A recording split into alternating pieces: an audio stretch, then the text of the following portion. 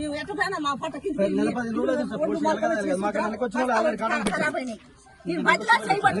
చాలా మంది నువ్వు కేసు పెట్టవా అడిగినందుకు ఇట్లా చేసి పంచాయతీ ఉందా లేకుంటే మాకేమన్నా పగుందా మమ్మల్ని పిలిచాడు పడి మేము పొరపాటు అందుకు మేము బాబుతోటే చెప్పినాం పొరపాటు మా ఉంది సార్ వద్దు కసి మాయగా నువ్వు పని చేయి పట్టుకున్నా అతురుకోలు ఈడ ఐకేపీ సెంటర్కి వచ్చిన ఇక్కడ 2 నెలల నుంచి వెళ్ళి రైతులే ఓట్లు కాట పెట్టకుండా అట్లే ఉంచి తర్వాత వచ్చిన వాళ్ళు పెడుతున్నారు. వీళ్ళు రాజకీయాలు చేసేసి మొదలు ఉంచిన వాళ్ళు పెట్టట్లేరు. అవి మలుపు వచ్చినాయి వర్షాన్ని నడిచి దాని మీదనే నేను రైతులు ఏదో వర్షం వస్తుందన్న భయంలో మీరు మా అయితే పెడతలేరు మాకు రైతు వచ్చిన వాళ్ళు పెడుతున్నారు అని చెప్పేసి అనేది గడబడి చేస్తున్నారు. దానికి వాడు కాంగ్రెస్ వాడు కంప్లైంట్ ఇస్తే తీసుకుపోయి మీ ఎస్ఐ కొడతాడట రైతుని. ఇప్పుడు ఇంకా స్టేషన్లో పెట్టుకున్నాడట. నేను ఫోన్ చేసినాక కూడా పంపిస్తున్నా అని చెప్పి నాకప్పుడు చెప్పిండు అబద్ధము.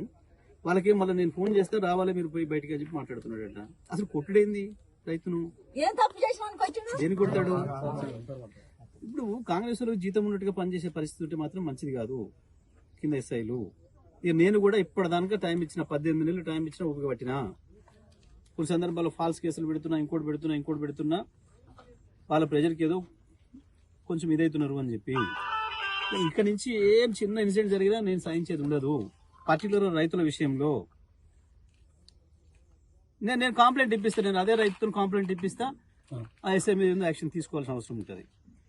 ఆఫీసర్లు చెప్తే పని చేస్తారా, కాంగ్రెస్ నాయకులు కార్యకర్తలు చెప్తే పని చేస్తారా అని కూడా తేల్చాల్సి ఉంటుంది. ఇక లా అండ్ ఆర్డర్ ప్రకారం పని చేస్తారా, ఎవరి కింద పని చేస్తారా ఉంటుంది. ఇలా చెప్పండి. ఆత్మకూరు ఎస్ఐ మీద ఇప్పుడు చాలా సార్లు వచ్చినాయి ఇట్లా.